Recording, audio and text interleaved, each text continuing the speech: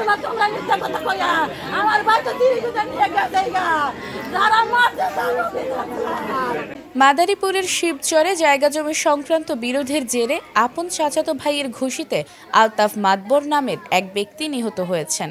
ঘটনার পর থেকে অভিযুক্ত আরেক চাচাতো ভাই বারেক মাতবর পলাতক রয়েছেন। বুধবার রাতে শিবচর উপজেলার মাধবরচর ইউনিয়নের 11.5 গ্রামে এই ঘটনা ঘটে।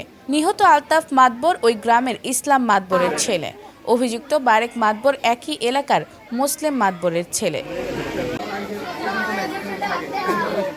স্থানীয় সূত্রে জানা যায়, জায়গা জমি সহ বিভিন্ন বিষয় নিয়ে দীর্ঘদিন ধরে আলতাফ মাতবরের সাথে তার চাচাতো ভাই বারেক মাতবরের বিরোধ চলছিল।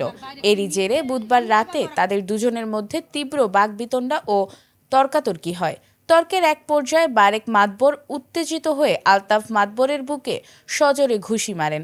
এতে আলতাফ মাতবর তাৎক্ষণিকভাবে মাটিতে লুটিয়ে পড়েন এবং ঘটনাস্থলেই তার মৃত্যু হয়। থামথাম ডাকছে পরে আমি গেছি, দৌড়ে গেছি পর ওই দেখলাম দুজনে এমনি মানুষ মধ্যে খাড়া, দুজনের মধ্যে ওই একটা ঘুষি দিল এই বুকটা বারে দিল আমার দেওরে ঘুষিটা দিল আর একটা দিল আর একটা দিল এই থুতমা বাড়ে গিয়ে দিল পর আসতে উপরে গেল।